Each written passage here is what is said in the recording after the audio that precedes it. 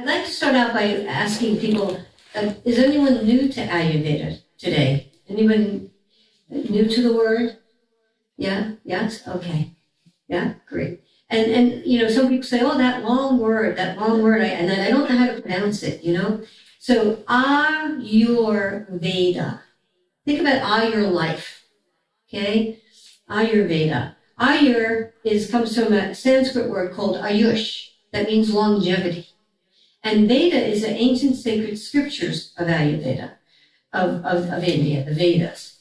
And years and years ago, 5,000 years, whenever they first discovered that they could write some things down, they had rituals for everything.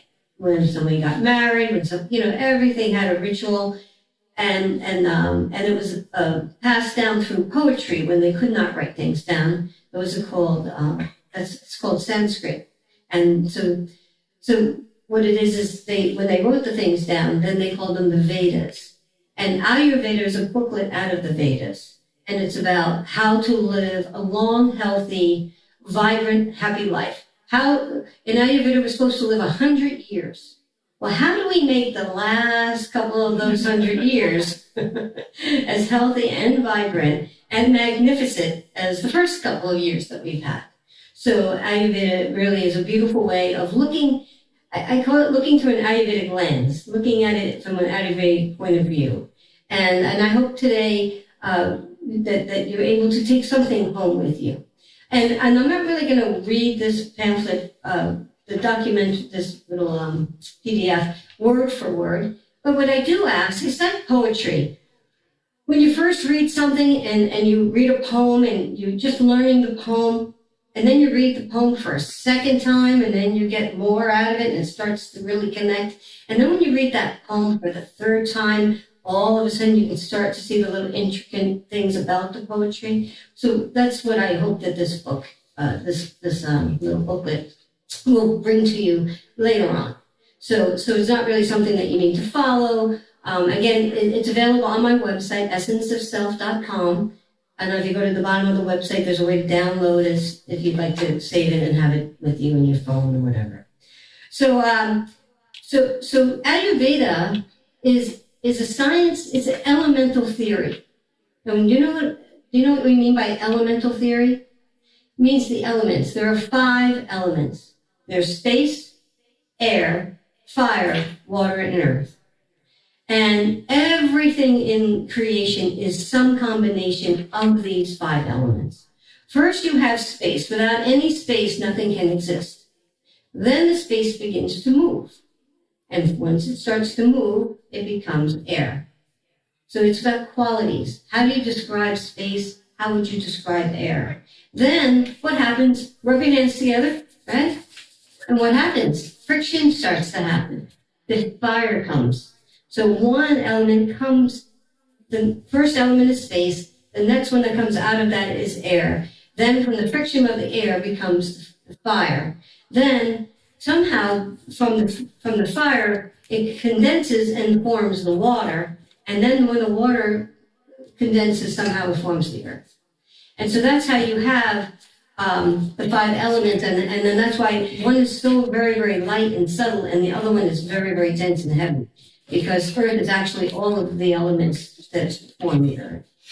And instead of saying 5 elements all the time, 5 elements, they said, well, you know what, let's try to make this a little bit simpler. Let's combine it into 3 words instead of 5 words.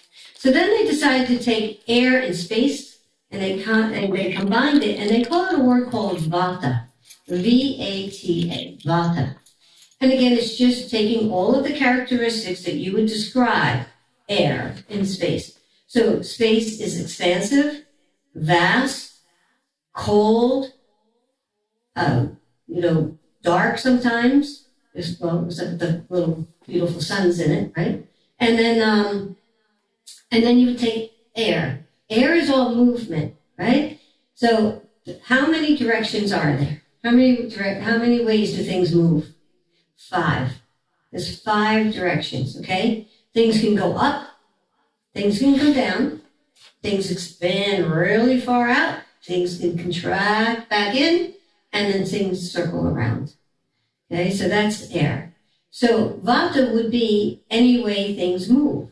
And so that in our human bodies, that would be any way our body moves, any direction and any function of movement in our bodies, we would consider that Vata. Okay? So then they took fire and water. Fire and water is called Pitta. And the way I like to remember it is fiery pit. Okay? Fire. It's the only one that has heat. So when you're noticing anything that has any kind of heat, in Ayurveda we would say that has a Pitta quality to it. And so what are we? We are warm-blooded people, right? There's something that always keeps us warm. And that would be the Pitta part of ourselves. Okay? Then, and our metabolism, transformation, and eating food and transforming it, and everything that has to do with our digestive fire, right? We even use the word fire for a lot of different things, right? So that would be considered Pitta. Then we have Kapha, earth and water. We take earth and water and form them together, and that would be called Kapha, K-A-P-H-A. And why are we not one big puddle on the floor? Why are we just not like, what's holding us? What is giving us structure? What's holding us together?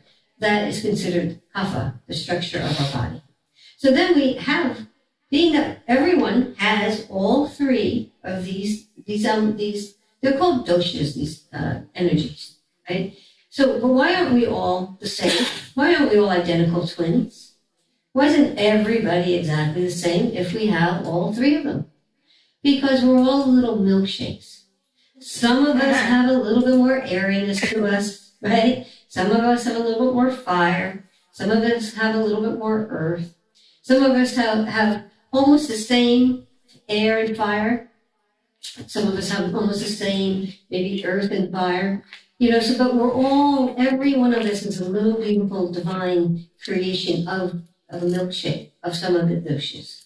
And when you know who you are and you know what your main characteristics are and you live closest to that, you have the best, you feel the best, and you have the best wellness.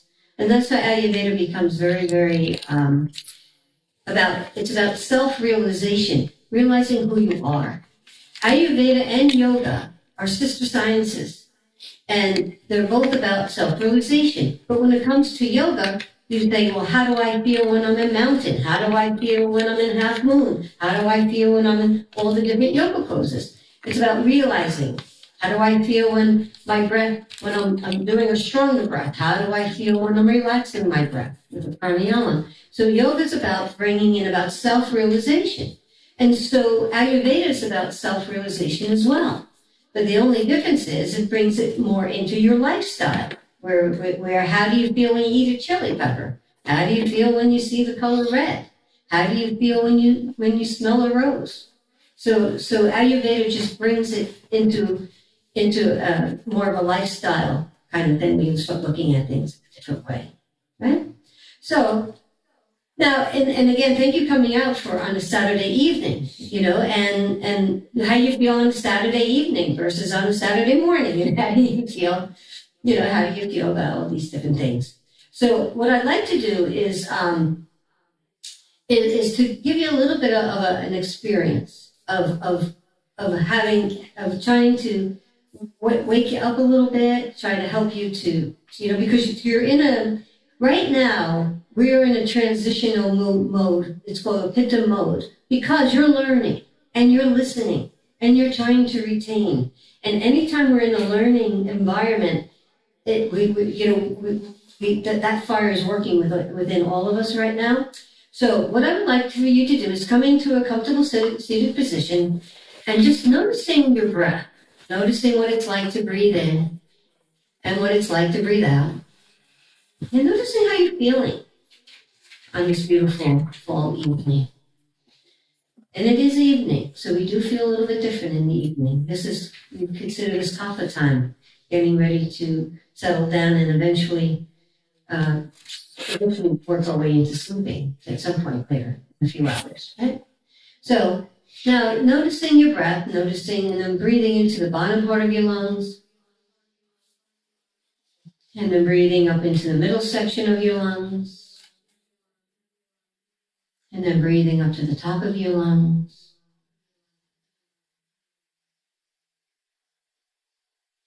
And now I'd like for you to quicken your breath a little. Breathing deeply and just start to breathe a little bit quicker. And now start to breathe a little bit with that exhale with a ha. Ha. Can you feel the ha bringing you a little strength? And you don't even have to say it out loud. Say it just to yourself. Sometimes you're in a position where you can't say things out loud. But even if you do it inside, quietly, you can still, can you feel you changing from the breath work? Okay? This is why we call it a practice. There's an action. And I'm noticing, just from that simple little experience, how do you feel? Do you feel a little bit different than you did 3 minutes ago? Did it take a long time? No, but it took something. It took action.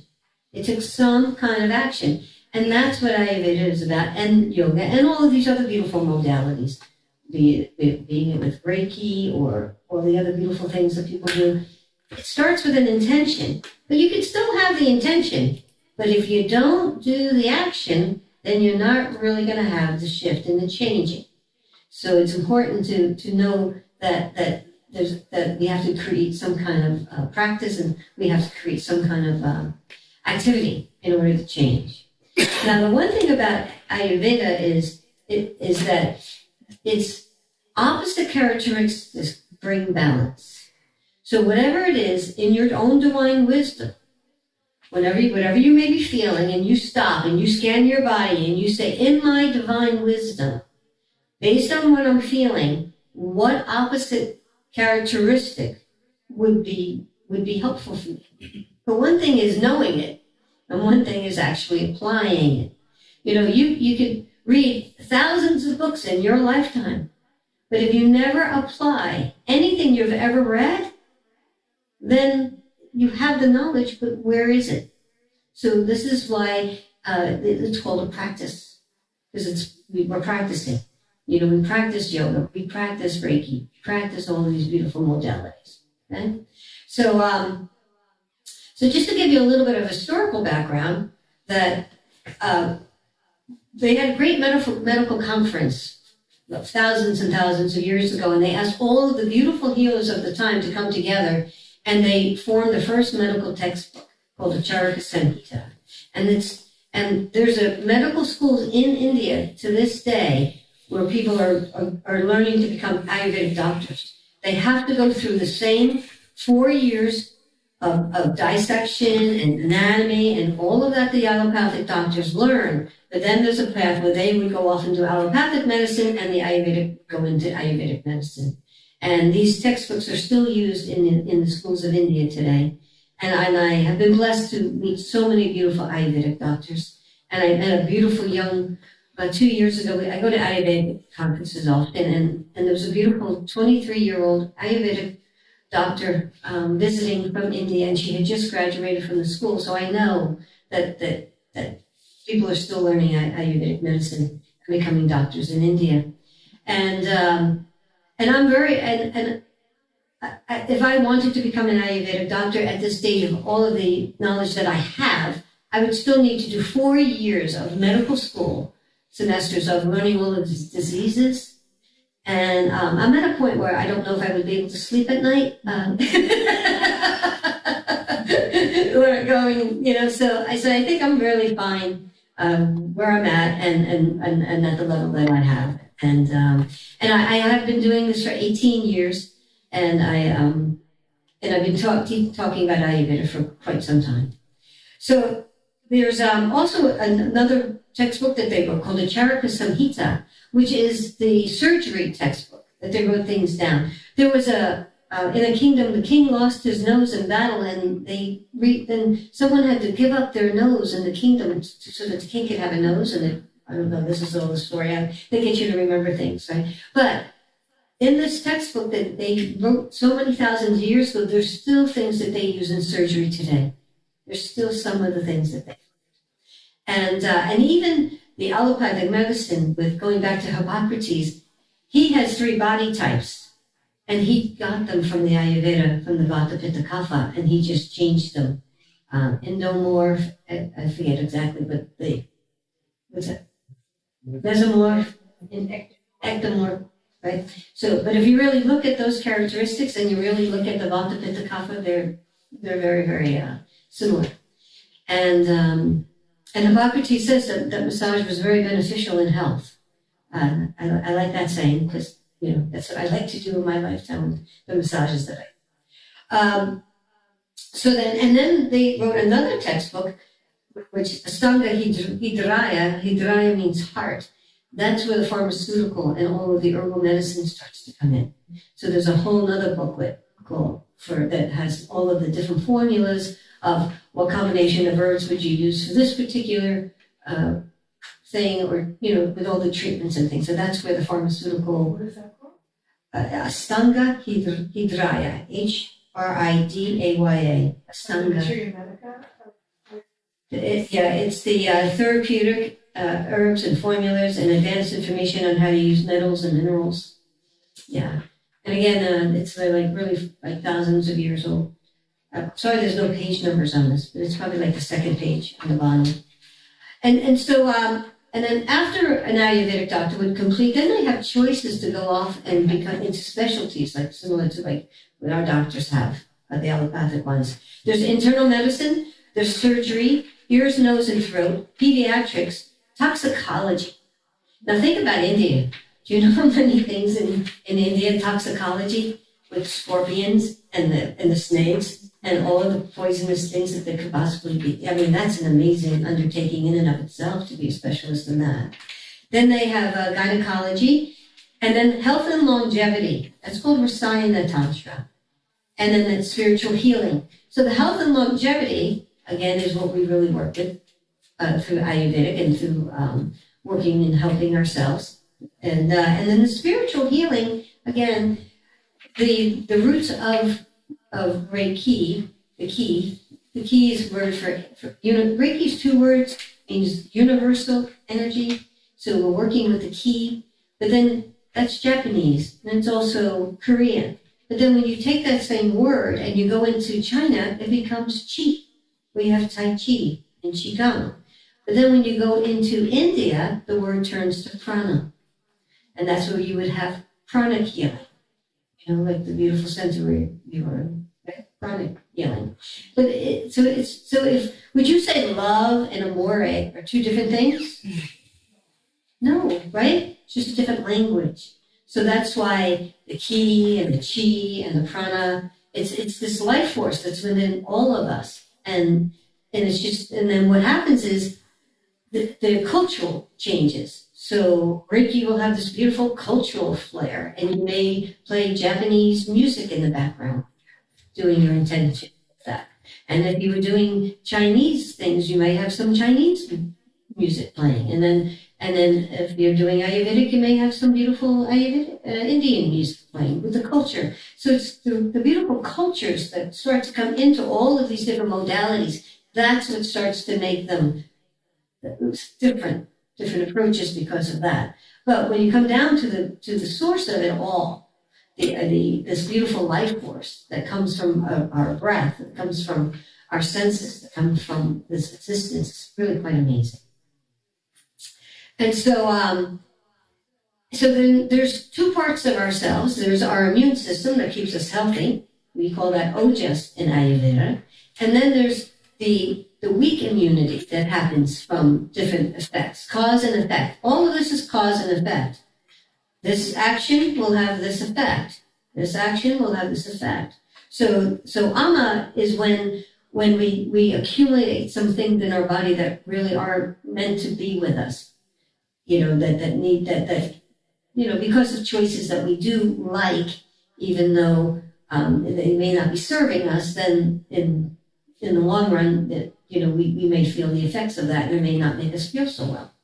And some things really enhance the vibrancy of ourselves, and some things will diminish the vibrancy within ourselves. And it's just about watching and then taking action to see and the whole thing is when we can see some things changing, we can take actions to balance things out.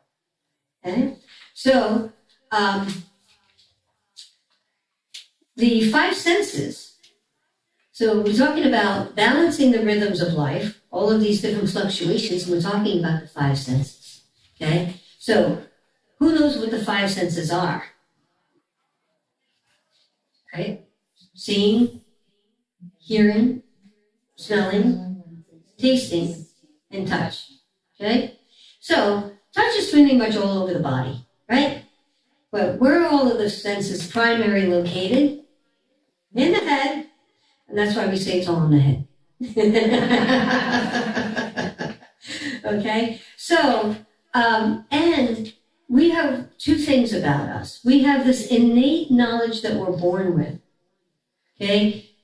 Is anybody here having to constantly tell their heart to keep beating? Right? What keeps our heart beating? There's some innate knowledge that we're born with that knows how to work this entire beautiful system of this human body. It's really quite amazing, right? So then we have our consciousness, our awareness. And now here's the question. Since the moment that you were conceived and all the experience that has happened to you since that moment, and when your senses were actually created and start to take in information, to you where you are right now, in this very moment, right now, in this room, at this moment of your life, everything in your consciousness of what you know, how did it get there? You saw something, you heard something, you smelled something, tasted something. Through your five senses. So the five senses is our knowing, awareness, and our consciousness. Okay? So just, isn't that cool? I think that's amazing. And and we're talking about elements. Every sense has an element attached to it. So now what do you think hearing is? It's air. Because the sound comes through the air. And it's picked up by our sense of hearing, and it's translated into sound. And we hear the different sounds. Okay? Air. And then eyes, what do you think the eyes are? When somebody's looking at you, like we could be mad at them, when you say the fire of the eyes. Ooh, I said, you know. And the coolest thing about colors is that they don't really exist. It's when the vibration of our eyes pick it up, and it's interpreted to be blue or green and things. And my brother is colorblind. So if you take a very dark sock and you put, he told me, he goes, if you took a dark brown, dark green, dark purple, dark, he can't tell the difference. They're all black. Because in his eyes, he cannot pick up that subtle vibration to say whether it's a dark brown or a dark green sock. Okay? So then, you have, what's the nose? The nose is earth element. And that's aromatherapy, right? And then the taste, what's always in our mouth? Water. If you pat your tongue and you try to eat something, you really don't have any real taste that you can taste. You need the water. And then touch. Touch is space. Okay? You know how we say, get out of my space? Give me some space. You know? And space is amazing, because there are people that we meet that we want to bring so close to us. We just want to bring them in so close to us. And there's other people we don't want to come near us with a 10-foot pole. Right? So this is the senses. So knowing all of these beautiful senses. And then, so again, that's how we tie it into that elemental theory with the Vata and the Pitta and the Kapha. And there's qualities of our minds. And so if you were to be in a pleasant kind of state of mind, we would consider that to be sattva. So I'm not sure if you ever heard of some of these words, but things that are sattvic are very sacred and very clear and understanding and peaceful and calm. And then we have a word called rajasic. All right, so sattva is the essence of space and air. Okay? Then you have rajasic, which is transformation, which has a little bit of the fire element to it, which can be a little bit uncomfortable. But that's the transformation. So there's moments in our thinking where we could be a little rajasic.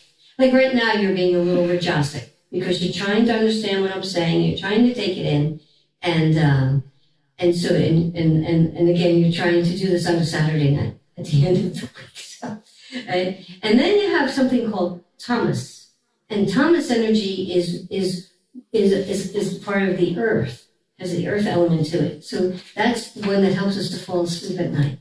And then that's what's missing in insomnia when people have trouble sleeping, is that earthy energy that we need to have fall asleep.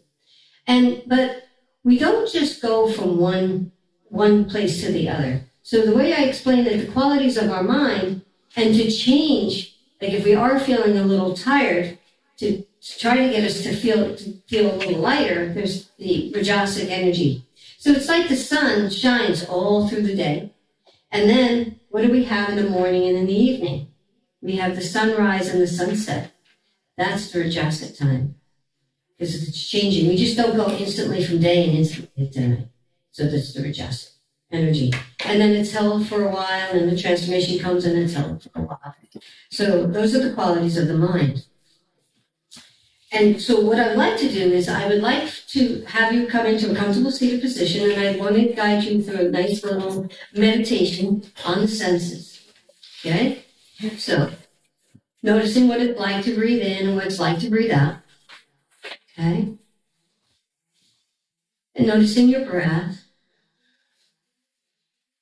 Noticing what is your peaceful breath. Asking yourself, what does it mean to breathe a peaceful breath?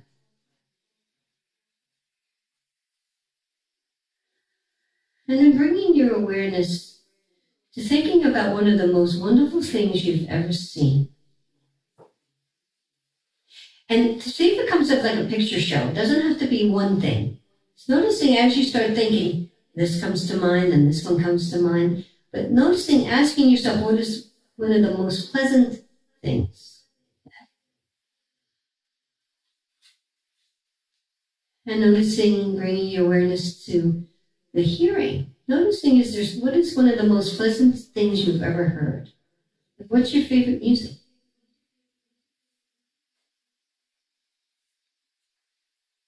Or maybe someone's favorite voice, or one of the nicest things you've ever heard someone say to you.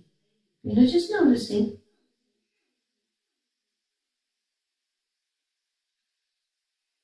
And then thinking about smelling. What's your favorite scent? So anything that comes to mind, or a few things that may come to mind.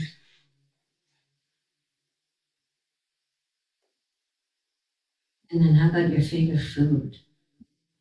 Something put in front of you and like, oh, that is my favorite taste.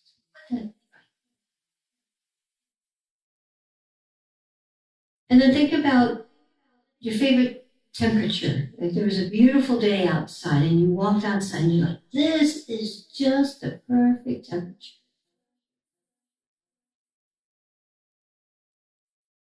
And noticing how you're feeling, thinking about all of these pleasant things. And then slowly coming back into the room and noticing how you feel now. Do you feel more pleasant? Yes? Okay? Now, how long did that take? 2 minutes? Isn't it amazing? It doesn't, people say, I don't have time. I don't have time. Oh, I don't have time. Right? But now you just realized, right? So the teaching of Ayurveda and yoga is that the energy follows our minds. And if I asked you to tell me all the pleasant things that are going on in your life, how do you think you're going to feel a minute from now? 2 minutes from now, keeping it up, 5 minutes from now, an hour from now, a day from now, okay?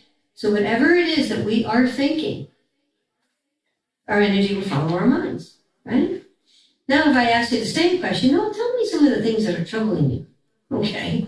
How are you going to feel a minute from now, 5 minutes from now, okay? We can't change the past. All we can work with is the now. So now Ayurveda, that's when we always say, treat the now. Treat the now, okay? Right now, what's going on right now? And so So isn't it a beautiful teaching right there? That's one thing that you walk away with. It's amazing. When I learned that, it really changed my life. And so with the five elements, every cell in our body has the five elements within it. How many cells are in the human body? Any idea? Trillions. Trillions. Isn't it amazing? Just trillions, right? And the cell membrane is the earth. The vascules within the cell is space. The cytoplasm is the water. The nucleic acid and all the chemical components is the fire. And the movement, all cells move. Everything is constantly moving. Nothing is ever staying still, right? And that would be the air. And that's how they say that man is a miniature. What's within us is the same as what's outside of us. But the only thing that makes us different is we're droplets. We're droplets. This body is a little droplet. That's an amazing thing, But the divineness that's within is the same as that's out. And the amazing thing I learned a while ago was about, people ask, like, do we exist? Once we leave our bodies, do we exist? That's a good question. And there's a lot of talk about that, right? But now think of a drop of water, okay? What's different about that drop of water versus the whole ocean? Is that it's been separated away from the ocean and it is existing by itself as a little drop. But what's inside that drop of water? Is that any different than what's inside the ocean? No. And if you take that drop of water and you put it back into the ocean, does it stop existing? No, it just went back to the water, right? So I like that teaching because that really is amazing to help us understand that we come from the everything, but yet we exist in these beautiful droplets until the point comes when we don't. And when that happens, we just go back to that, okay? So there's characteristics, okay? And there's 20 characteristics that they really want us to work on. There's lots of opposites, lots and lots of opposites.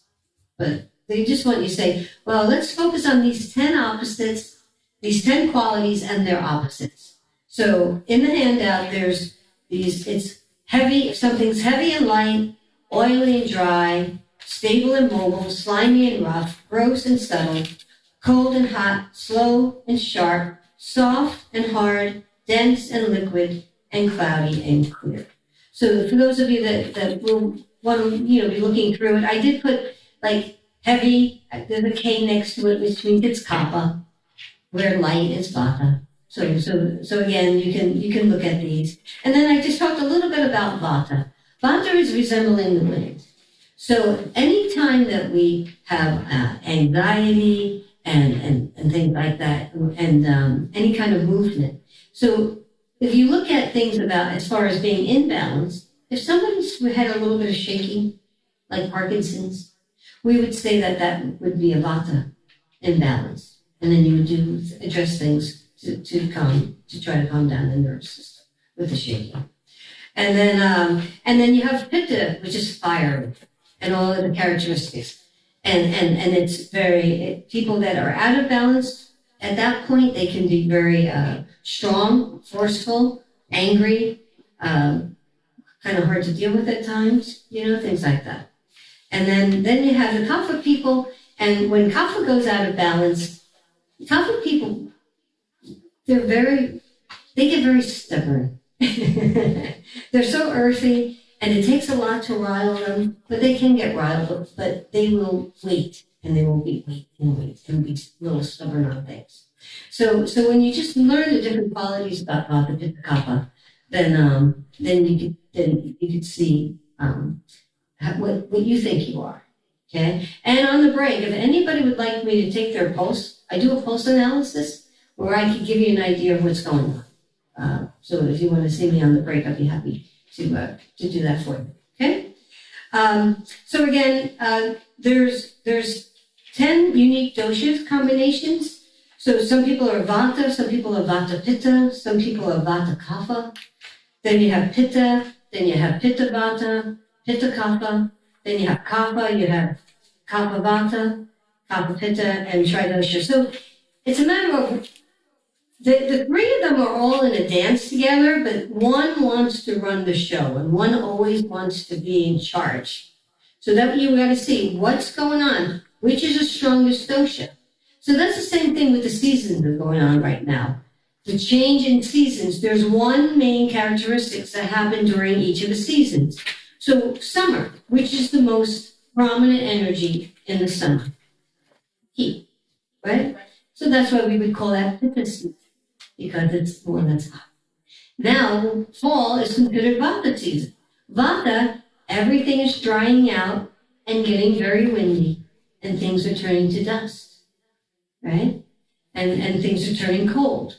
So that's why we would call the fall, and the first part of winter, we would call it Vata. Now think about snow. In the Vata season, how dry and cold, and if it does rain, think about how the snow can be soft and fluffy and really like a very, very soft and airy, that kind of snow, right, that we would get in the beginning of the season. Then on February 1st, it changes over, and then we come into the springtime, which is Kapha. But then Kapha is different. Kapha is wet and cold. So then what kind of snow would we get then? We would get more heavy, more slushy, more watery. So you have just different characteristics are involved. So then, so because there's only 3 doshas and there's 4 seasons, the winter gets broken up between half and half. And then the beautiful thing is that the season of the year, right now, in Ayurveda and in a lot of the Scandinavian countries, they go by the Arcadian rhythm, which is so in November 1st is considered the first day of winter. And then February 1st is the first day of spring, because it's when the shift changes to move toward the season.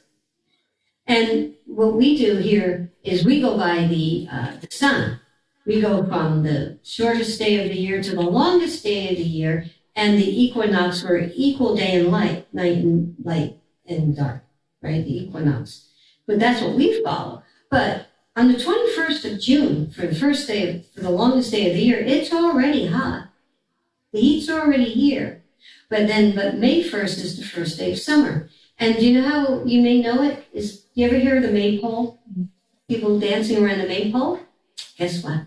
That's the first day of summer celebration, right? And I kind of like that. So I'm getting ready already for 2025, and I am ready for November 1st to be my new year, okay? And that's where Halloween comes from, and it's the end of the year. It's the death of the year. The year is finishing on October 31st. The harvest is done, things are done. So that's why November 1st is the first day of winter, and it's the first day of the new year. So that I think that's a really fun thing, fun fact, right? And I like it because spring starts on February 1st. I like that idea. And then summer starts on May 1st. And on August 1st is the first day of fall. Do you know how there's some evenings in August where you could feel like fall is in the air, right? So again, what I love about the Ayurveda is hopefully whatever I'm saying isn't something you're learning for the first time. Somehow we innately all know this already. So again, at a later date, you might want to read some of these different kind of things and see which one that you feel you may be, okay? I tend to be Pitta, yeah, pretty much Pitta for the most part. That one always seems to run my show. My husband's like, yeah. And he would call, we've been married for 42 years. I'm going to be 62 next Wednesday. And I married him at 20. And he would call PMS, pack my suitcase. So just to let you know, that man's a saint. It's better not to live with me all of these years, and he volunteered to come along for the ride. So, but we have to love ourselves, right? We have to love ourselves. So again, and then what I do, one of the really amazing things about the handout is there's a way that we use taste. Okay, there's 6 tastes: sweet, sour, salty, bitter, pungent, and astringent. Okay, and an Ayurvedic meal would have all 6 tastes on your plate. So the sweet would be the rice, the sour would be lemon or lime juice, salt would be Himalayan pink salt. Again, it's Himalayan pink salt from India, and then pungent would be ginger or pepper or chili peppers or something spicy, right? And then bitter is any green leafy vegetable like spinach or any of the green leaf. There's some of them that are really bitter, like bitter gourd and things like that. Broccoli rab's bitter, right? And then an astringent. Astringent is kind of like the hardest one to people to understand, but it's the skin on the beans. All the beans the skin is astringent. Any unripened fruit. You ever have a green banana that you bite into and it's kind of chalky and dry? That's astringent taste. So it's learning about all of the tastes and the effects that these have, and then using the combinations to help you feel better through your food. So an Ayurvedic meal would have all 6, but then if you wanted to balance Vata, so you were feeling a little nervous, anxious, or a little unsettled energetically, then you would use sweet and sour and salty. Add a little bit more of those, and that will help bring that energy change. The characteristics will help change that. And then I remember for Pitta, if you're feeling a little heated. Now, if you're heated, the lightness of something will keep the lightness of something. So if you're feeling hot and you eat a Mexican chili meal that's hot, right? It's like, it's not going to help. Could turn into a firecracker, okay? And that's where you need sweet, bitter, and astringent tastes. Because those qualities of those kind of tastes will help cool. They have cooling properties. And what all of the tastes have elements. So sweet is earth and water. Those are the elements. And so think about earth and water. And if you have a lot of sweets, earth and water is heavy, yes? And if you have a lot of sweets, it will make the body heavier, right? Then you have sour. Sour is earth and fire, okay? And so that's why if you're feeling a little light and nervous and everything, the earth is in the sour. And then, and fire is warming. So sour has a warmingness to it. And that's why lemons, right? Lemons are sour and they're warming. And then you have salty. Salty is water and fire, salt. And then, so every time you have salt, it's going to increase your water. It's going to help you retain water. And that's the thing with too much salt with your high blood pressure, if you have blood pressure problems, because the pressure is the amount of fluid and everything, and the power of the fluid, that's going into your heart. And then salt, adding that water and that fire element just can raise your blood pressure. So that's why you want to be careful with that one. And then pungent is fire and air. Pungent. So it's hot, right? It's spicy. But then all of a sudden there's this airiness to it, right? So like all of a sudden you eat and then you can sometimes, depending on the pungency, it builds and it gets more and more, right? More expansive, like the air, right? So pungent is fire and air. And then you have bitter, which is space and air. And then you have astringent, which is space and fire. Okay? So that's how all of these help with the taste. And then you might want to read, again, I have a little bit about Vata and what a Vata meal would look like, and then Kapha in here too. And also in the handout, which is really amazing, is Dr. Lad. Dr. Lad is the Ayurvedic doctor he was in Albuquerque, and now he moved to North Carolina, and he's been fine in Nashville. But Dr. Lad is Ayurveda.com, and he was my very first Ayurvedic teacher at the School of Kripalu. I was the first graduating class of the Kripalu School of Ayurveda in 2000. I started in 2005 and graduated 18 months, 1 week in a month for 18 months. I went to Kripalu and graduated in June of 2006. And Dr. Ladd came at least 4 or 5 times of those weekends. And he was our opening up. And he said to us that night, I am going to teach you about 3 words, Vata, Pitta, and Kapha. You are learning them tonight for the first time. And one day you may be doing a PhD, and you're still going to be talking about Vata, Pitta, and Kapha. Okay? And then he mentioned, learn the 20 qualities, the 10 opposites, concentrate on them. And what I have here in the handout is Dr. Ladd's food guidelines. Okay? So again, we have all 3. One day we could be feeling like, and especially the time of year, in the Vata time of year, that's the predominant energy. So then we would want to, if you're feeling fine, you could eat the seasons, like Vata season or Pitta season or Kapha season. So what I would like, if you are going to be finding the handouts, in it, there's the food guideline. There's a column that says, there's 2 columns saying avoid and favor, and there's Vata, Pitta, and Kapha, and each one has their own, and it's an amazing handout. It's fruits, vegetables, grain, legumes, dairy, animal food, condiments, nuts, seeds, oil, beverages, herbal teas, spices, sweeteners, and food supplements. It's really an amazing thing. And so what I ask people to do when I give them this list, I said, go down the list, say you're some women are going through hormonal changes like menopause, and they're having hot flashes, right? You hear the word hot, so you know it's Pitta. There's definitely a thing going on. So then you would look in the Pitta category, and you would try to avoid some of the foods, and a lot of them would be heating to the body. And then it tells you the suggestions of the foods that would be cooling for your body. And just go down the list and circle all the things that you like to eat, all the things that you like in that list. And then the next thing you need to do is to go out to the grocery store and buy them so that you have them in the house. You can't eat, but you don't have. And the first thing is you circle all the ones that you like so that when you do buy them, you like them, and then you come home, and if you like them, you're more, but then you're actually eating them knowing that at the same time you're using some little Ayurvedic theory to go along with it to help balance things out. Okay? So then,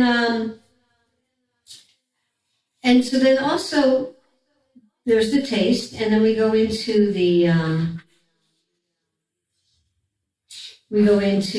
learning about, there's some tips I wanted to just go over you how to enhance your body's intelligence.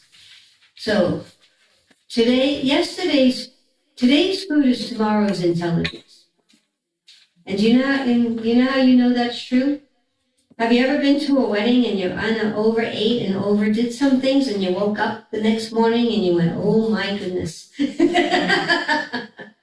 right? So what you are eating today will affect how you feel tomorrow. But so basically, how you feel today, the first question is, what did I eat yesterday? And what did I put into my body? What influences? Because everything has an influence. Blueberries will have an influence. Chili peppers will have an influence. Different things will have an influence. So you just have to realize, and it's not so much, it's more about the quantity of what you're having. They say all food is medicine, but yet all food can be poison. So what does that mean? It means the person who's eating it, and whether or not they have an allergy, if somebody is allergic to strawberries, well, that's not going to be medicine for that person. Okay? So this is where you have to know yourself, self-realization. So how are you with some things? And are you sensitive to different things? And so this is what Ayurveda is about, self-realization, about how you feel when you eat the different things. Okay? So, so to enhance the body's intelligence is all the 6 tastes at every meal. Eat in a quiet, settled, comfortable environment. You know how many people eat in their cars, driving their car, and drinking their coffee and driving their nut, right? I'm just saying, it's again, the environment. And talking about the innateness of ourselves, okay? the teaching about, we were talking about the consciousness that we have from our senses, right? But we're born with an innate intelligence. And the way that they teach that is about, think of a mango seed, okay? Yeah. Within that mango seed is a divine intelligence to grow into a magnificent mango tree. It's just sitting there waiting. But what does it need? It needs the right environment. Can you take that mango seed and plant it in Maine? Will it grow? It won't grow. It's a tropical plant. It needs warmth. It needs the tropical weather in order for it to grow. So it will just sit there in the dirt in Maine and won't be able, it's not the right environment for it. But if you take that same mango seed and plant it in Florida, it could grow, right? So again, the innateness of and then we are divine. And where, what do we need? What is the environment that we need? And so that's why we have to discover who we are and then use this divine intelligence within us to try to make the best decisions for ourselves. Now, who knows? Who's the one that makes the choices? Who's the one that knows? Anyone outside of ourselves kind of can take an educated guess. But who lives with you 24 hours a day, 7 days a week, knows every thought, every emotion, every desire, everything? Who's the one that knows? You do. So this is why Ayurveda is about self-realization. Because people can influence you. No doubt people can influence you. But I can never take any credit when I work with anyone, whether it's an Ayurvedic massage or whatever I do, I can never take any credit for any change that happens because that person is choosing to make the change. I can influence, though. If somebody has a tight muscle, I can influence that muscle by pressing on it and maybe, hopefully, getting it to relax. But the actual relaxing of that muscle is the person's body responding to that and relaxing. So that's why I call it essence of self. Essence of self is who are you and what is the best for you, and try to make the best choices you can. And then so Ayurveda just gives you lots and lots of suggestions with that. And so we want to try to eat. Only eat when you feel hungry. Don't eat when you're upset. They never eat at a funeral in India. When people are grieving, there is no food served because you don't want to be eating in that emotional, you don't want to eat in that emotional state. It's just quite amazing. Try to always sit down when you're eating. Try to reduce ice. Not completely reduce ice, but not to have the glasses of ice that they bring you. Maybe one ice cube might be okay, but that ice thing, because again, we need our digestive fire. And what is ice cold water going to do to the fire? It's going to dim it.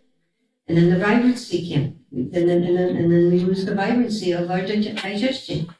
And then, and eating earlier in the day is really important as well, because when I tell people, makes sense when I talk, but anyway, if we eat at 12 o'clock in the afternoon and have a nice meal, what position is our body, for the most part, going to be in? We're going to be standing up or sitting up, right? Gravity. So we eat, and for the next few hours, or like say we go to bed at 10 o'clock at night, we're going to be pretty much up, right? So the gravity helps move down. So now you have a really big meal at 8 o'clock at night. And what are you going to do about 9, 10 o'clock at night? You're going to go horizontal, okay? So now where's the gravity going? It's going out this way. Okay? So it's just timing, cause and effect. So they said that, so if you eat, like have your dinner for lunch and have your lunch for dinner. So having a soup and half a sandwich in the evening is a whole lot lighter. So this way, when you do go to lay down, you're not having all of that digested energy versus having the heavier meal. So does that make sense? Yes. Okay. And so then, there's a beautiful tea, cumin, coriander, and fennel. And if you equal parts, you get the seeds and you just kind of boil cumin, coriander, and fennel, and that's really, really good for your digestion. they call that endo-loving care tea or something like that. So, and then we want to try to minimize what's called flung foods, the processed ones, frozen, leftovers, unnatural, new, canned. The thing is you have to eat, okay? And you're hungry. So your first choice is as close to its natural source as you can. You know, so if there's an apple, your first choice, if you're craving apple, right? And your first choice would be have a real apple, but you don't have it. Well, then the next choice would be applesauce that you might have in the cupboard. Okay? You're still hungry. You want to eat. So you're going to eat the applesauce. But again, it depends what your choices are at the moment. Okay? So you want your first thing to be closest to its natural source and fresh, then frozen.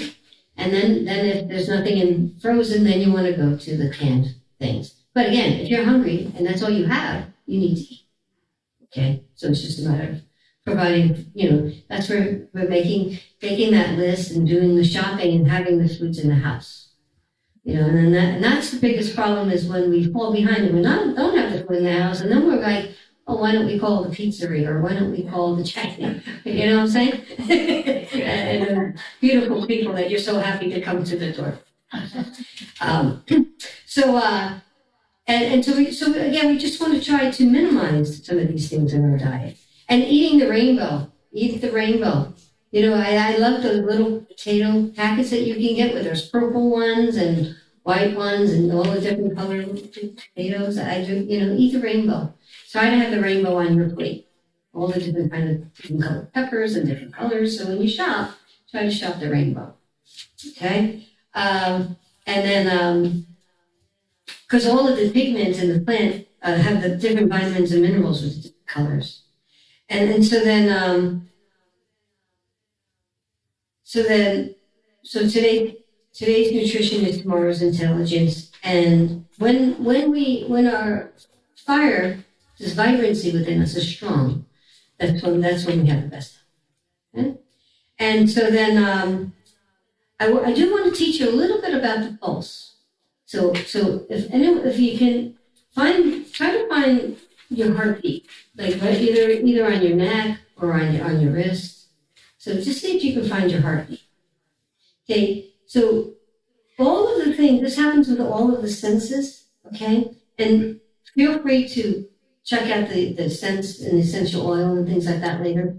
But just noticing the pace of your everyone finding their heartbeat? Okay? So you want to see, is it leaping like a frog? Boom, ba boom, ba boom, or is it fast or is it slow? What characteristics are there? So is it leaping like a frog, or is it barely there, moving very slow? If it's moving very slow, it's Kapha, okay? Like very slow. But if it's leaping like a frog and strong, it's Pitta. And then is it quick and maybe fluttering a little bit, and that would be considered Vata, okay? So again, this is just the best time to check your pulse is first thing in the morning before you wake up. Because again, if you take your pulse, if you wake up and you have a cup of coffee that has caffeine in it, okay, and then you take your pulse, you're going to be feeling the effect of the caffeine. So really the best way, if you really just want to get to know your pulse and get to know what's going on, so, and again, if it feels like sleeping like a frog and you know that there's Pitta going on. And if it's fluttery, there's some Vata going on. And then if it's slow, that there's some Kapha going on. And then you would know and if you know that you're not feeling quite right and you just don't know, treat Vata. So that's when you go into the Vata food. If you just don't know, and if you just can't figure it out, because Vata is all movement. Vata is what brings things up, and Vata is the movement about changing things around. So when you want to, so when you really just can't figure anything out, always just treat Vata. Right? So what you do is you find your pulse, and then you take one of the scents there, and then you see, with all of the senses, it's either going to quicken your pulse because it's going to stimulate you in some way, or it's going to slow your pulse down, which would be relaxing you in some way, or it may do nothing. So when you, with the sense, you find your pulse and then smell and wait and see if it changes. And then if it, like lavender, it's supposed to be relaxing, but with this test that I've been doing with people for lavender, some people get revved up by it. So that means that it's stimulating for them. And some like lemon, sometimes lemon, it's supposed to be stimulating, but for some people, it's relaxing. So this is how you would know. And you could do it in the perfume counter. You could do it anywhere with any kind of smells, and even you might want to do it with colors. Like look at this and then look at the color red and see what happens. Look at the color blue. And then maybe with music, you take your pulse and listen to some music. And then there's going to be music that may make you want to jump up and dance. And there's other music that are going to make you fall asleep. Right? So this is how you use your pulse with all of the five senses. Okay? And then and then I just want to go over just the time of our lives. Okay? When we're first born, the structure is growing. So we would consider that Kapha of life. So from the time we're born to the time we reach teenage, when the hormones kick in, right? What are hormones in the body? They're fire, okay? And all pregnant women are very, very warm because they have a lot of hormones going on when their body's kicking in to make those beautiful children. And so Kapha time is the beginning, and then when we turn into teenagers, then we go into the Pitta time of our lives. That's where we learn. That's when we go to school. That's when we go into careers. That's when we have families. This is when we have responsibility, and all those things happen. Then somewhere around 50 to 60, then we start to shift and go into the Vata stage of our lives. So from between 50 and 60, and then after that, the rest of our lives is considered the Vata stage of our lives. And guess which of the three doshas win in the end? Vata wins, because we turn to dust in the end, right? So that's why it's important as we get older and things start to stop, things start to dry out, the elasticity of our skin. What's the difference of our skin versus a teenage person versus my skin at 62? Well, they have a lot more moisture to it because the skin changes as we age. That's how we can tell as we get older. So things change. And that's why putting oil on our bodies every day, as we get older, the moisturizing creams that we like, or, Sophia Loren, I saw a beautiful thing about Sophia Loren, and they said, what is your beauty secret? She says olive oil inside and out.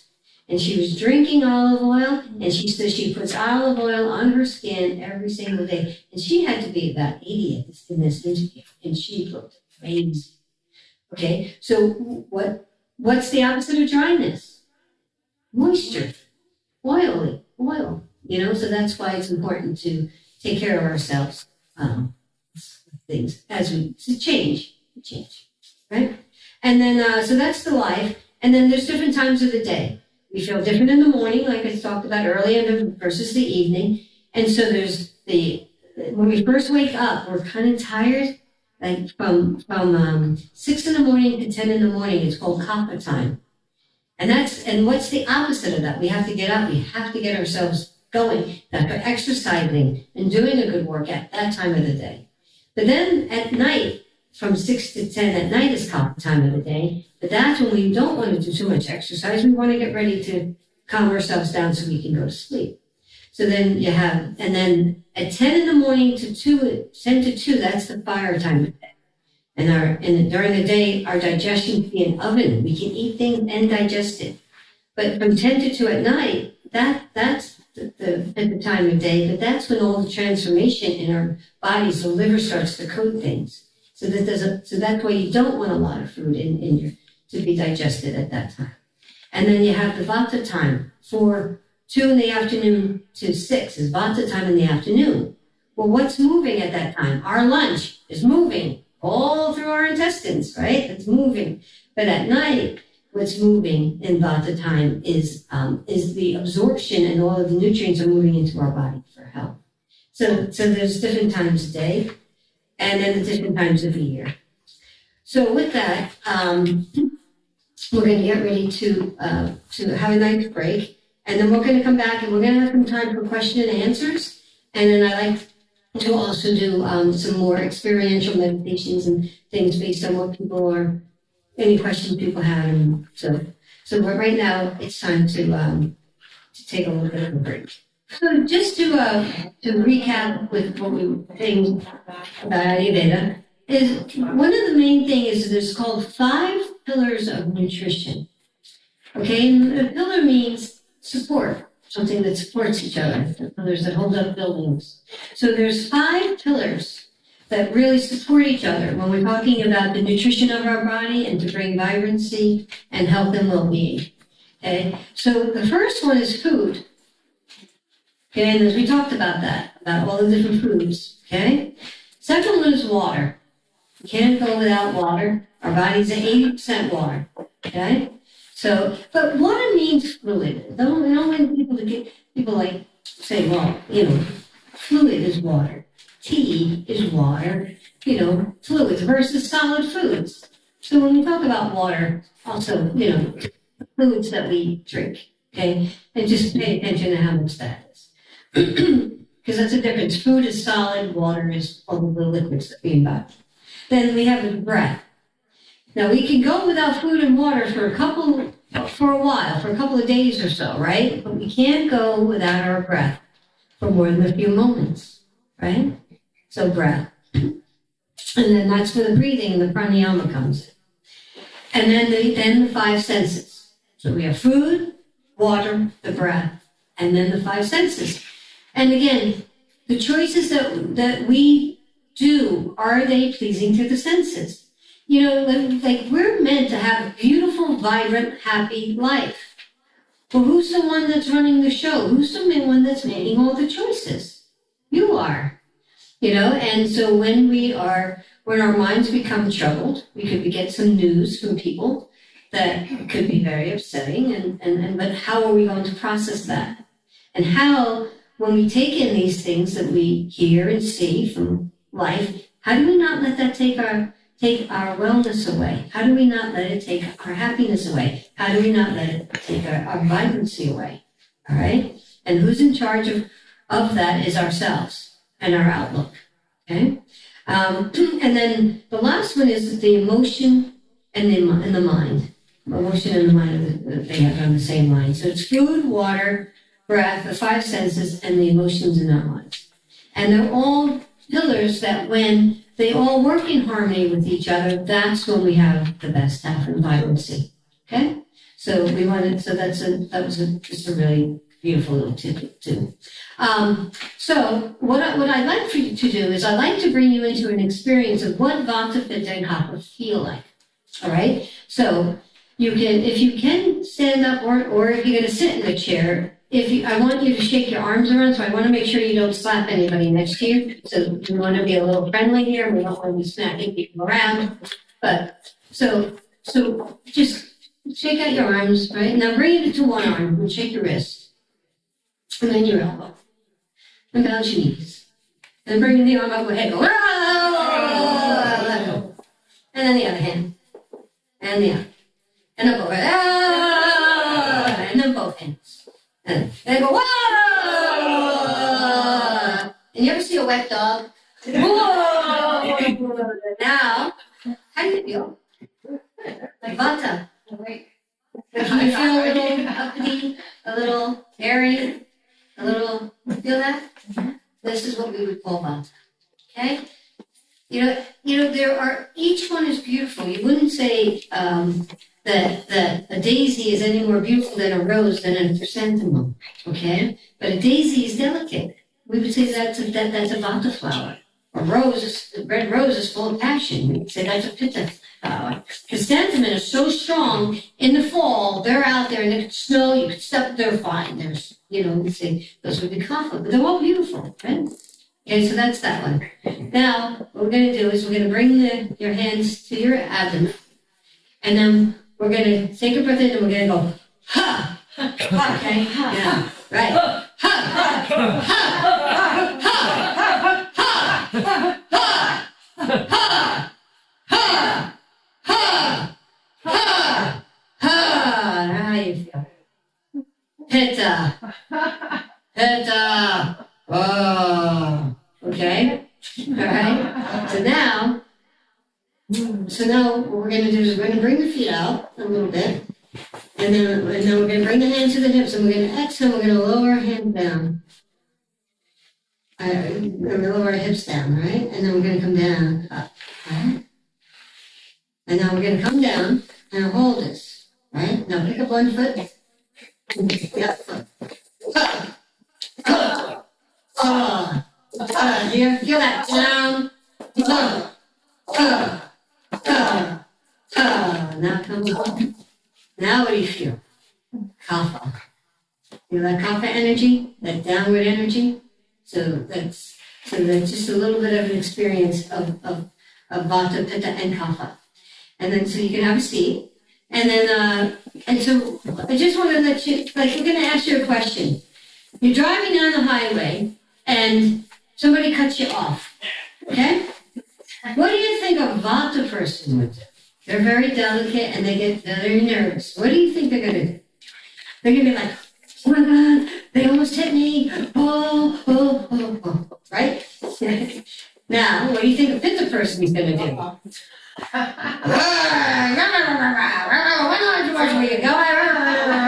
know that road rage, yeah? Then what do you think a Kapha person would be doing? They're like, wow, that guy is in a hurry. I better slow down. I'm going to go 5 miles slower. Have a nice day. Be careful. You're going a little fast there. That's where you're going. Okay? See the different personalities? You know, and then somebody's going, when they go to the airport and they're traveling, right? And Vatas will be like, oh my God, am I going to get there? Where am I going? And then they're checking everything and looking at everything. Oh my God, make my plane. You know. And you can see people as they walk too into the airport. You know, you can just see how they're hopping around and, you know, Pitta people plan things out. They're going to look at that map of the airport. They're going to know before they go, well, I'm going to park here. I'm going to go here. We're going to get this time and this and that and this and that. And they're going to be very, very, and they're going to walk and they're going to know exactly where they're going. Right? Pitta people, right? Kapha people, do I have to go? Are you really going to make me go? You sure I have to go? All right, I'm coming. And they'd be walking slowly through you guys go ahead. I'll meet you at the gate. I know I'm okay. So you can see the whole beautiful different personalities of the different people. And you just have to see where do you fit into all of these different scenarios, you know? And does anyone have any questions? Anybody have any questions about anything at the moment? You know, so you understand about what a Vata person would be like and what a Pitta person would be like and what a Kapha person. Do you ever change from one to the other? Well, yeah, because it depends on the situation. That you know, you could be in a really peaceful place, and then a phone call could come in, or an event could happen, and then all of a sudden it's, you know, you could just change, because they're all in a state of flux, always changing. And one always kind of wants to be in charge, you know, and then what mindfulness is what I found in myself. What mindfulness is the mother that's kind of watching these children and say, hey, you got to calm down. Hey, you wake up a little bit. Hey, you know, that inner knowing for ourselves. And when we don't pay attention, it's like when the parents go away on vacation for a weekend and the kids have a party in your house.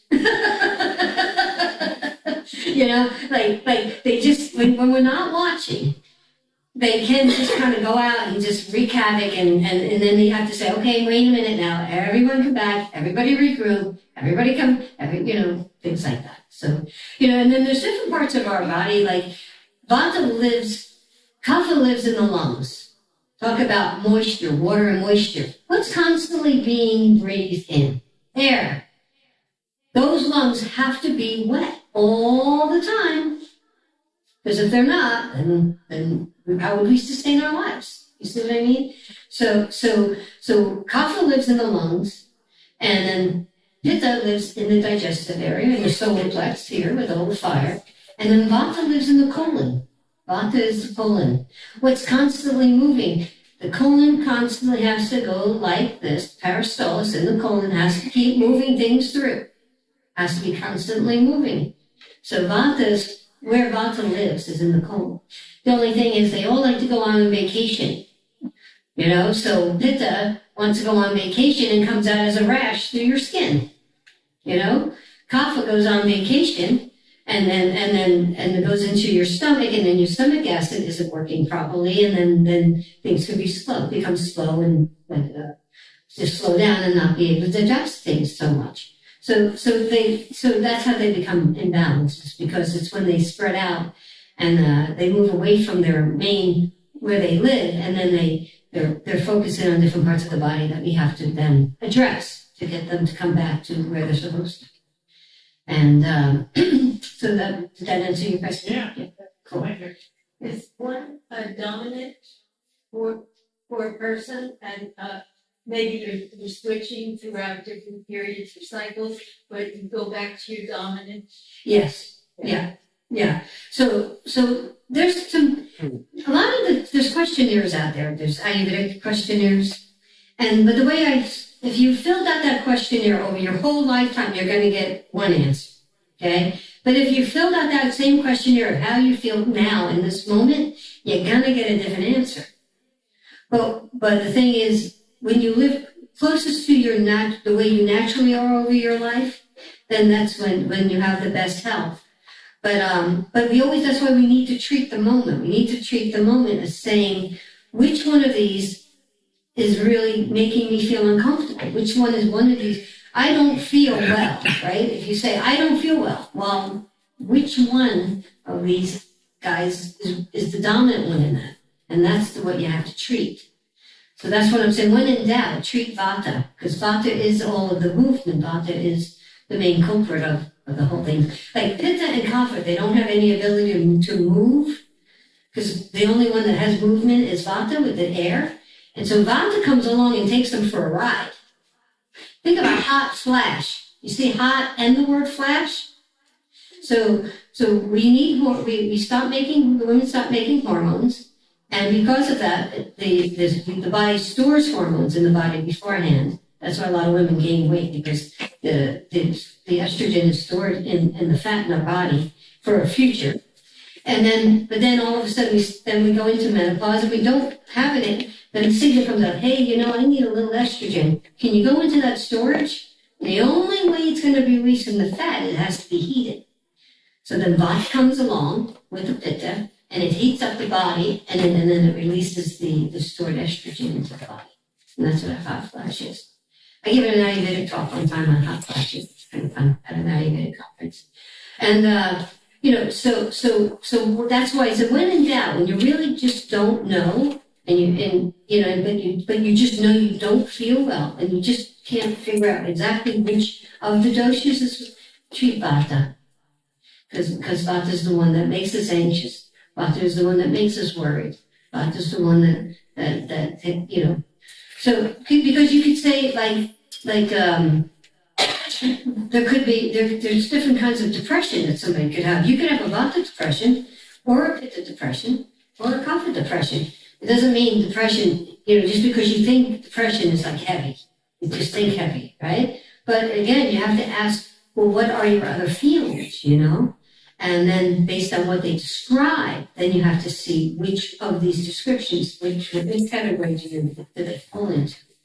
So when you say, then you treat that one or you treat this one, you mean food-wise, but what other ways can you treat that imbalance?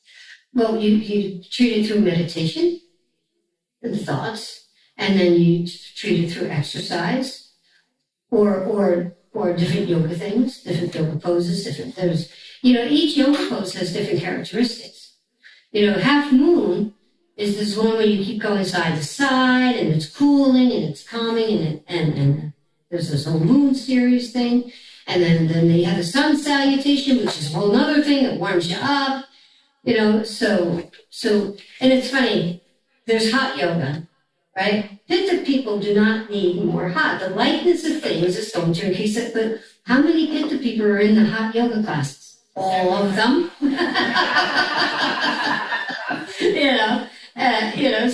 So it's just funny how, and then so Pitta people need cool, calm, and collective. So cool, calm, and collective thoughts, cool, calm, and collective actions, cool, calm, and collective television, cool, calm, and collective books, cool, calm, and collective. That would be to calm down the agitation and fire. I can't diagnose anything, but I call it what the hell syndrome sometimes that I suffer from, and it's not a pleasant thing, as my husband will probably tell you when I'm in one of my what the hell syndromes, right, Bill? So again, yeah, there's many different ways. So food is one of them, but I think our emotional mindset is also another one. And pranayama, so if you're, this is another important thing to remember. Every emotion has a different way of breathing. Every one of them. So think about it. How do you breathe when you're angry? Right? How do you breathe when you're scared? How do you breathe when you're happy?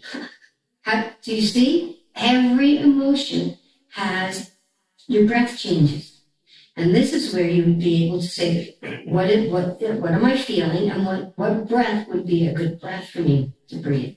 Now think about your peaceful breath. I asked you that earlier, didn't I? What is your peaceful way of breathing? Noticing what it is. And then when you start breathing that breath, then you can start to feel peaceful. Right? So that's another way that you can balance the doshas through pranayama, with breath. Thank you. Yes. Nancy, in your outline, you've got a section on day doshas. Could you go over that, please? Yeah, those were the ones that we were talking about, the different times of the day. So from 2 to 4 in the morning, or 2 to 6 in the morning, that would be Vata time of day. And that is when, now, in the metaphysical world, we believe that there's a veil, right, that keeps us from seeing the divine. But the veil is the thinnest at that time of the morning. So when you live in an ashram, or if you live in monks and all of these sacred places, a lot of them get up at 4 o'clock in the morning to start their prayers and start their chanting. And at 4 o'clock in the morning, they feel that is the time that the veil is the thinnest, and that's when we can have the most communication with the people on the other side. Okay. Is this something you already done? Yes. Yeah. And then even my teacher, Dr. Shekhar, he married his wife in Chennai in a Vedic ceremony, and they were married at 4 o'clock in the morning. That moment. Wow. So a lot of, and so that's Vata. Vata is air and space. So that would be Vata time of day. And then you have from 10 to 2, then you have, that's the, from 6 to 10 is Kapha time. That's when we're just getting up, we're still feeling tired, we're still kind of sleepy, we're still kind of getting ourselves up and going. So that would be considered Kapha because of the energy that we feel. And then from 10 to 2, in the middle of in lunchtime, that's the Pitta time of day. That's when the sun's in the middle of the sky. The sun in the middle of the sky, that's when the sun is at its strongest. And that's when they recommend that we eat our biggest meal at that time. Because our digestion is like an oven at that time. But then it repeats itself in the afternoon, but things change. So then we go back in the afternoon from 2 to 6, that's Vata. But then that's when the food that we eat are moving through our intestines and eliminations and things like that. And then 6 to 10 in the evening, that's Kapha time again, but that's earth. But that's when we want to prepare ourselves to go to sleep. We want to be so a yoga exercise at night would be the moon salutation to cool us and calm us down and relax us. Whereas at Kapha time in the morning, the sun salutation would be better because we got the whole day ahead of us. We got to get our energy going. And then at 10 to 2 at night, that's considered Pitta time of day, but our digestion is the flame of a candle at that point. And what the fire element does at that time is all of the food and everything that we ate that day, it's transitioning them into nutrients to be the intelligence for the next day. So, and then we talked about Pitta being loving the intelligence, the whole thing, the vibrancy.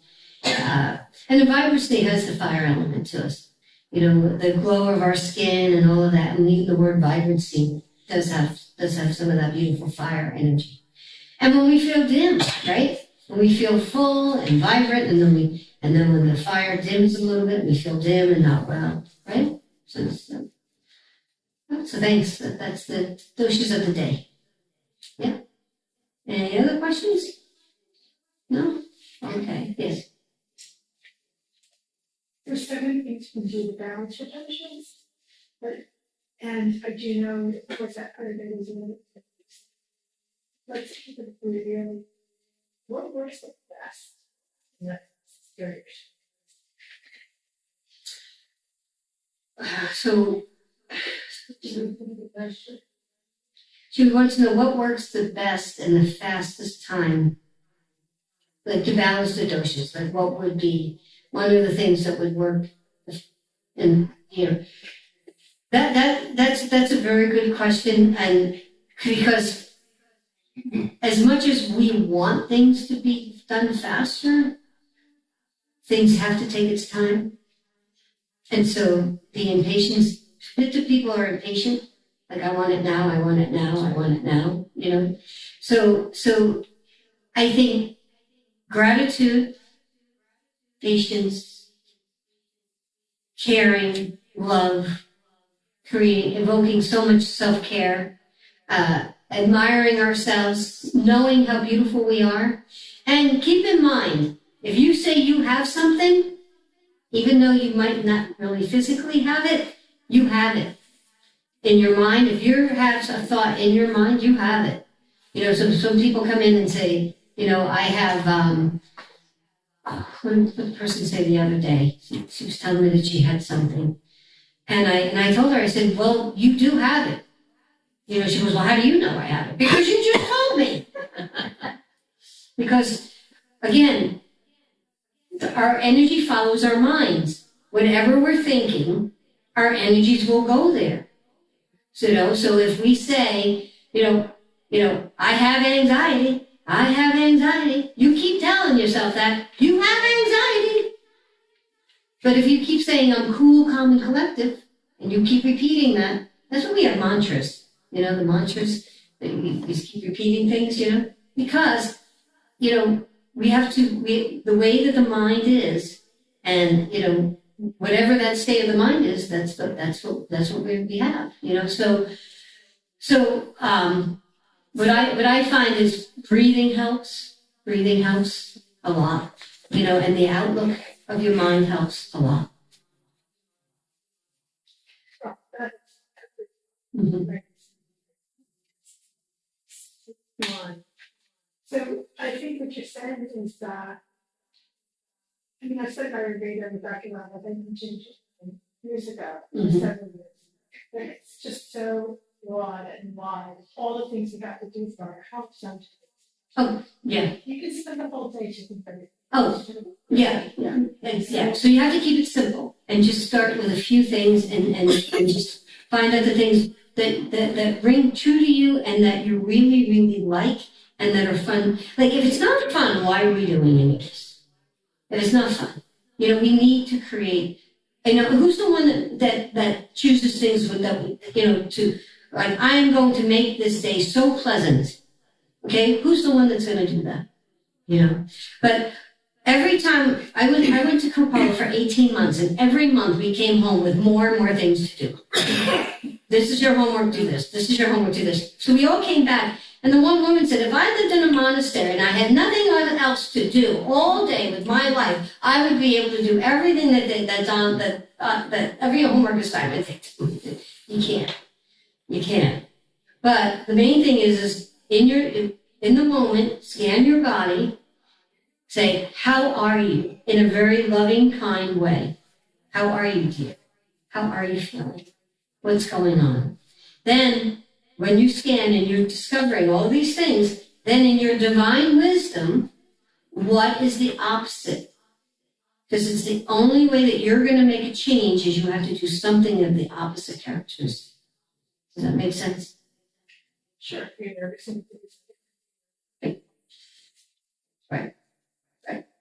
But, and again, there's lots of choices, lots and lots of choices. You know, that's where it gets confusing after a while. But the thing is, then the next question is, well, what's the simplest thing that I can think of? What's the simplest thing? What's an easy, pleasing option for me? And then you see if anything can come to mind for you. You know, because again, it's when we make the burden less than making it more. Okay? Because then it's that burden. And then if you have a little Pitta personality on top of that, that burden then turns into, what the hell? Right? So so we have to just try to lighten ourselves, lighten the load to the best that we can. So, and then that's nice when you have all of these beautiful people and all of this beautiful metaphysical thing. All of these people have so much divine wisdom that they, that you can just ask these beautiful people, like, hey, I'm feeling like, could you shed some light on this situation for me? And that's what we all share. And we got to get ready to wrap up. So, any last questions? Everybody good? All right. So thank you so much for having me, and Thank you so much. really appreciate it. Thanks,